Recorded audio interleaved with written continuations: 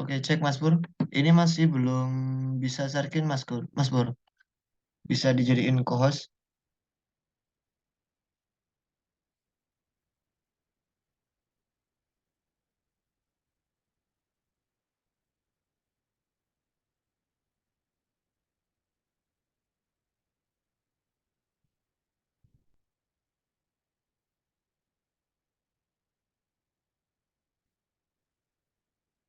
Ya, itu coba.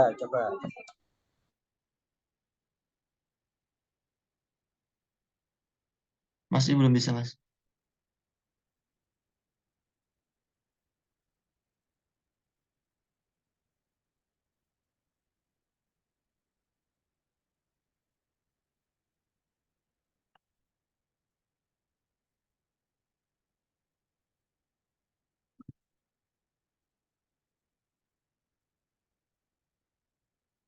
Oke, sudah bisa, Mas.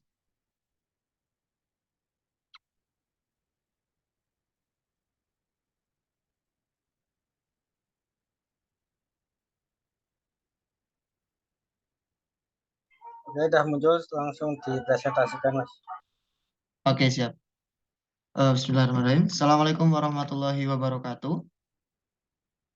Waalaikumsalam warahmatullahi wabarakatuh. Selamat malam teman-teman semua. Selamat beristirahat. Mohon maaf mengganggu waktunya. Di sini perkenalkanlah kami ingin mempresentasikan terkait hasil diskusi dari kami dengan materi pembelajaran paradigma baru dan asesmen yang efektif. Di sini ada saya Faris Syafiq Asarudin dengan dua rekan saya, Faris Said Sam Al-Afif dan Muhammad Badarudin akan menyampaikan materi yang telah kami diskusikan. Oke, untuk yang pertama, apa sih sebenarnya pembelajaran paradigma baru dan asesmen yang efektif?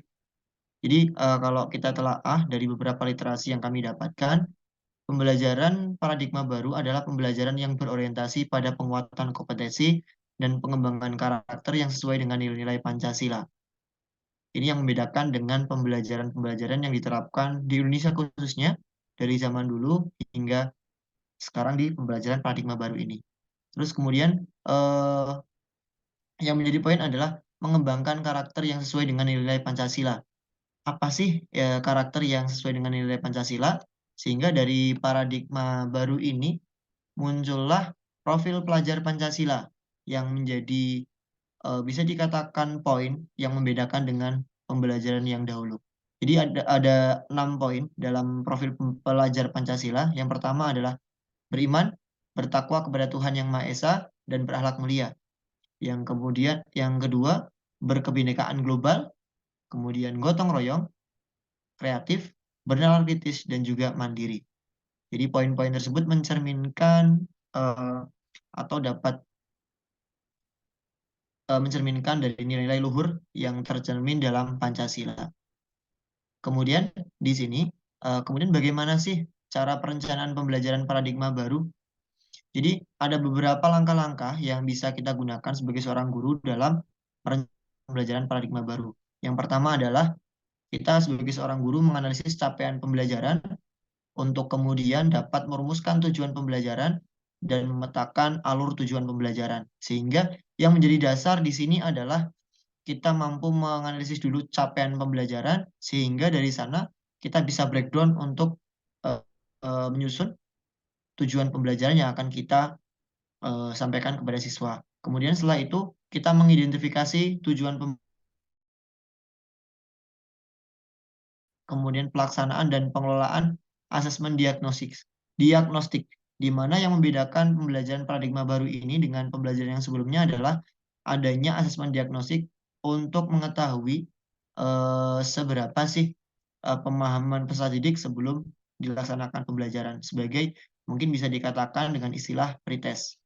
Kemudian setelah kita mengetahui asesmen diagnostik, kemudian sebagai seorang guru, hendaknya kita mengetahui karakter dan potensi yang dimiliki siswa, atau mungkin juga tipe belajar siswa, sehingga dari sana dilanjutkan ke langkah personalisasi pembelajaran, sehingga pembelajaran tersebut diharapkannya adalah disesuaikan dengan kebutuhan dan juga potensi yang dimiliki siswa.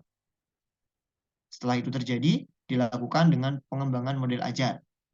Setelah itu dilakukan perencanaan, pelaksanaan, dan pengolahan hasil, asesmen formatif dan juga sumatif, yang mungkin sudah sering kita gunakan dalam pembelajaran yang dahulu.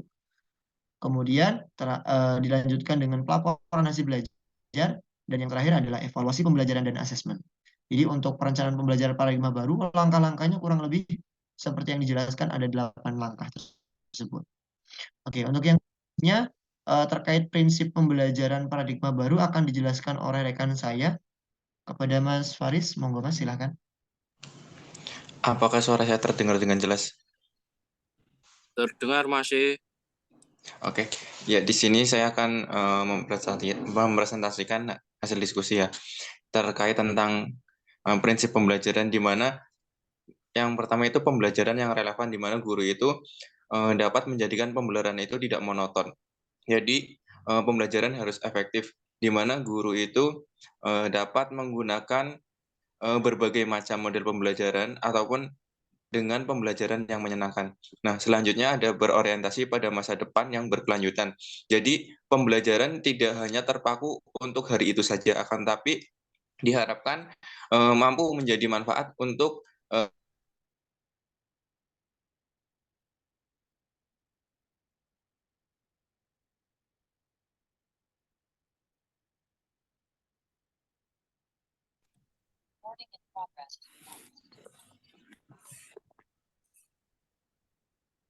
mencapai peserta didik itu tingkatnya itu semakin sulit ya.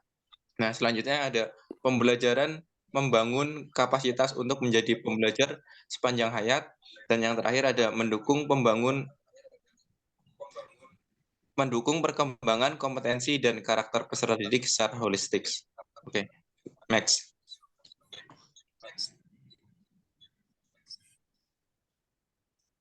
Nah, selanjutnya ada tantangan yang muncul ya pada pembelajaran. Nah, yang pertama, permasalahan yang sering muncul dalam perencanaan pembelajaran adalah masalah arah atau tujuan pembelajaran. Masalah yang sering muncul dalam penentuan arah atau tujuan pembelajaran adalah perumusan masalah yang dibuat oleh guru terlalu luas dan tidak operasional. Nah, kita juga dikaitkan dengan perubahan kurikulum yang ada ya, dari KTSP, K13, kemudian kurikulum Merdeka. Jadi akhirnya karena perubahan kurikulum tersebut, kita juga sering berpindah haluan atau berpindah arah, walaupun sebenarnya mirip terkait kurikulum yang K13 dengan sekarang. Dan setelah itu akhirnya sulit diukur dan diobservasi, yang berakibat tujuan pengajaran tidak dipahami oleh siswa. Siswa lebih banyak mencoba menduga-duga tujuan pembelajaran yang hendak dicapai dalam pembelajaran, sedangkan tujuan pembelajaran itu harus sejalan dengan tujuan misi dari sekolah, ataupun secara untuk menghasilkan lulusan peserta didik yang berkualitas. Nah, untuk yang selanjutnya akan disampaikan oleh Pak Badar.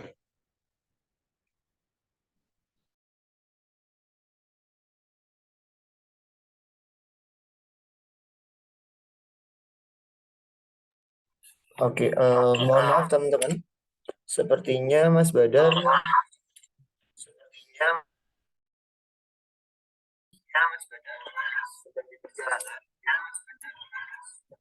jadi kita coba lanjutkan terlebih dahulu ya.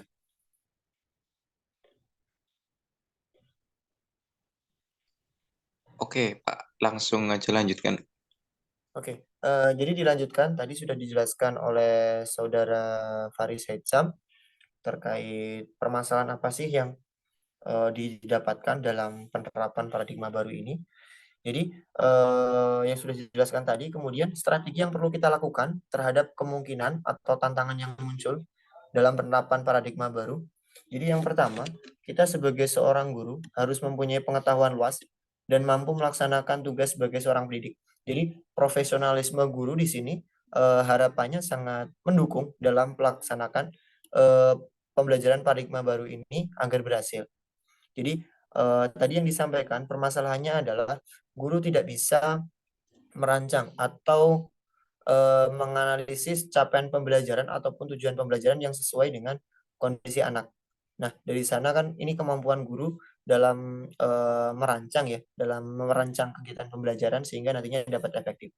Terus kemudian yang kedua, proses pembelajaran menggunakan pendekatan siswa belajar menemukan pengetahuan sendiri, memerlukan fasilitas dan sumber belajar yang memadai, buku, media, laboratorium, dan perpustakaan. Seperti yang kita ketahui dalam pembelajaran paradigma baru ini adalah pembelajaran yang berbasis student centered atau berpusat pada siswa, sehingga siswa diharapkan mampu mengeksplorasi diri tentang untuk mengetahui bagaimana pengetahuan yang didapatkan. Jadi tidak teacher centris atau guru yang menyampaikan atau memberikan materi sebanyak-banyaknya kepada siswa, tapi bagaimana siswa itu bisa mencarinya sendiri sehingga harapannya adalah nanti masuk ke dalam ingatan jangka panjang. Jadi mencerminkan sebagai pelajar yang belajar sepanjang hayat. Kemudian yang ketiga, mintalah siswa yang sudah menguasai konsep atau kompetensi pembelajaran membuat catatan untuk siswa yang masih dalam tahap belajar untuk memahami. Nah, di sini adalah kolaborasi antara siswa. Jadi dalam kelas itu pasti ada siswa yang pemahamannya lebih tinggi daripada teman-teman yang lain dan ada siswa yang mungkin yang terlambat dalam belajar. Nah, dari sana kita berikan kesempatan untuk siswa-siswa yang sudah mampu memahami dibandingkan rata-rata siswa yang lain untuk menjadi mentor kepada siswanya yang kesulitan dalam belajar, sehingga mungkin saja dengan penjelasan dari siswa tersebut bisa dipahami oleh teman-temannya yang lain. Kemudian yang keempat, guru perlu memperkuat keingintahuan intelektual siswa, keterampilan mengidentifikasi dan memecahkan masalah, dan kemampuan mereka untuk membangun pengetahuan baru dengan orang lain. Nah, dari sini guru itu perlu memperkuat keinginan tahuan intelektual siswa. Jadi sebagai seorang guru kita perlunya untuk memberikan umpan balik ataupun memberikan stimulus bagaimana agar siswa tersebut memiliki rasa ingin tahu yang lebih besar sehingga dalam pembelajaran siswa itu diharapkan aktif bertanya, aktif ingin tahu apa sih yang disampaikan Pak Guru, sehingga dalam pembelajaran itu hendaknya seorang guru kita memberikan suatu pembelajaran yang menarik dan juga pembelajaran yang sekiranya nanti siswa itu bertanya-tanya tentang wah materi ini apa ya, kurang lebih seperti itu. Oke, jadi mungkin itu kesimpulan dari kelompok kami. Sebenarnya untuk permasalahan dalam pembelajaran paradigma baru ini sangatlah banyak. Namun di sini kami mencoba untuk mengemukakan hal yang paling mendasar dari tujuan pembelajaran. Di mana ketika seorang guru sudah kurang tepat dalam merumuskan capaian pembelajaran, nanti akan berimbas pada tujuan pembelajaran, sehingga tujuan pembelajaran yang seharusnya dicapai siswa tidak dapat dicapai secara optimal. Oke, mungkin itu saja dari saya. Ada tambahan dari Mas Faris Haitsam? Cukup. Oke, mungkin cukup sekian presentasi dari kelompok kami. Untuk selanjutnya kami persilakan untuk teman-teman kita adakan diskusi. Bagi yang mau bertanya, menyanggah ataupun menanggapi, kami persilakan. Oke, Mas Farid. Bagaimana bagaimana cara guru mencapai dalam paradigma baru, terutama yang di sekolah, dalam arti sekolah pinggir atau sekolah yang dalam arti di desa lah. Sedangkan di sekolah-sekolah di pinggir mungkin kayak kabupaten yang ke pinggir yang masuk pelosok itu kan kekurangan media, sedangkan guru pun tidak pernah ada pantauan dari metode-metode itu yang ceramah atau yang masa lalu lah. Mungkin itu dan gimana cara biar paradigma baru itu tercapai. Oke, terima kasih Mas Bayu Nursoma ya. Jadi atas pertanyaan yang sangat luar biasa nih. Jadi memang hal ini yang menjadi problem di lapangan, adanya kesenjangan yang ada di sekolahan. Jadi sekolah-sekolah kota mungkin bisa diterapkan pembelajaran paradigma baru. Sedangkan tadi yang disampaikan Mas Bayu Nursoma bahwa pembelajaran yang ada di daerah-daerah atau di kabupaten, pertama dari sumber daya gurunya yang masih belum adanya pelatihan ataupun mungkin belum adanya pendidikan terkait paradigma baru ini, terus kemudian tidak ada pantauan dari pusat, terkait pembelajaran yang ada, sehingga pembelajaran yang dilakukan masih pembelajaran yang lama ya Mas, dengan cara ceramah dan lain sebagainya seperti itu ya. Iya, Mas. Oke, jadi kalau dari saya pribadi, pendapat saya adalah masalah pendidikan ini sebenarnya tanggung jawab kita bersama. Jadi peran seorang guru, kemudian orang tua, dan juga peran pemerintah tentunya. Nah, dari permasalahan tadi yang sudah dijelaskan, menurut saya di sini hendaknya pemerintah memberikan solusi. Yang pertama adalah mungkin dari kegiatan memberikan kesempatan bagi guru-guru untuk mengikuti pelatihan dan pendidikan yang lebih, salah satunya dengan PPG Prajabatan ini, di mana untuk kegiatan PPG Prajabatan ini bisa apa namanya, semua orang memiliki kesempatan yang sama bagi calon pendidik yang tentunya dengan kualifikasi-kualifikasi yang sudah ditentukan, dan saya rasa dari program ini sudah sedikit membantu untuk memberikan kesempatan kepada guru untuk upgrade ilmunya, sehingga nantinya pembelajaran paradigma baru ini dapat terimplementasikan dengan optimal. Nah, terkait dengan masalah media ataupun media pembelajaran yang terbatas, di sini adalah tuntutan sebagai seorang guru. Jadi tingkat profesionalisme guru itu dituntut bagaimana sih guru itu memiliki jiwa kreativitas dan inovasi yang bisa digunakan dengan media yang ada gitu. Jadi tidak harus berpatok pada media ataupun teknologi yang terbaru, tapi bagaimana cara guru tersebut mengkondisikan pembelajaran paradigma baru ini dengan media yang terbatas. Misal contohnya di daerah mungkin untuk ini apa namanya, untuk media internet dan lain sebagainya itu terbatas. Nah, saya contohkan dalam pembelajaran penjas. Sebenarnya untuk membuat siswa itu menjadi aktif atau siswa itu bisa mencari pengetahuan ataupun informasi secara mendalam, itu bisa kita gunakan dengan beberapa banyak sekali model pembelajaran yang bisa kita terapkan, seperti halnya dengan pembelajaran jigsaw, di mana siswa itu diberikan kesempatan berkelompok, kemudian untuk berdiskusi satu sama lain, dan tentunya kelompok itu harusnya heterogen. Jadi ada siswa yang pandai, ada siswa yang kurang pandai di sana. Karena kalau dikelompokkan secara homogen, saya rasa nanti akan sedikit mengganggu ataupun kesusahan untuk siswa yang kurang mampu itu tadi.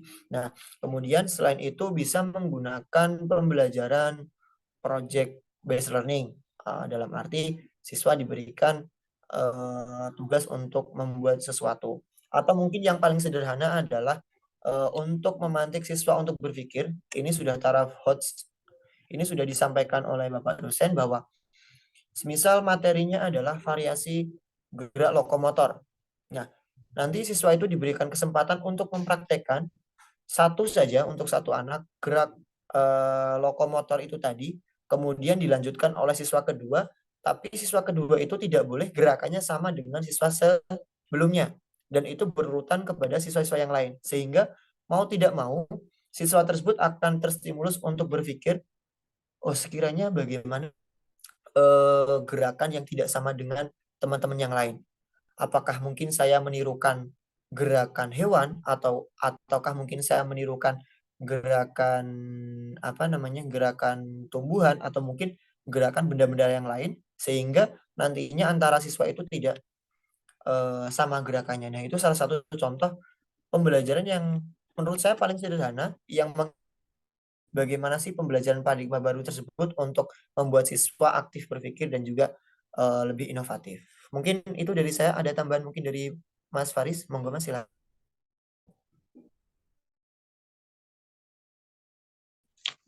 Sudah paham menurut saya itu. Sudah Oke. rinci. Bagaimana untuk Mas Bayu, mungkin ada yang masih kurang jelas?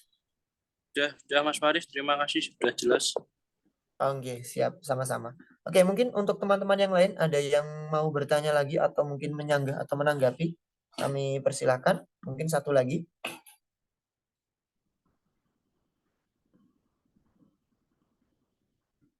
Sudah tidak ada? Sampun Mas, cukup. Namun ya, oke. Mungkin itu saja yang dapat kami sampaikan. Atas segala kekurangan dari kelompok kami mohon maaf yang sebesar-besarnya. Terima kasih kami ucapkan yang sebesar-besarnya untuk teman-teman yang bergabung untuk malam hari ini. Kemudian mungkin cukup sekian dari saya. Untuk teman-teman selamat beristirahat, selamat berakhir pekan. Tetap jaga kondisi, tetap jaga kesehatan. Kita sampai jumpa lagi pada pembelajaran di kampus di hari Kamis mendatang. Mungkin itu saja dari saya, kurang lebihnya mohon maaf. Kami akhiri, wassalamualaikum warahmatullahi wabarakatuh. Waalaikumsalam Waalaikumsalam warahmatullahi wabarakatuh. Waalaikumsalam warahmatullahi wabarakatuh. Waalaikumsalam warahmatullahi wabarakatuh. Oke.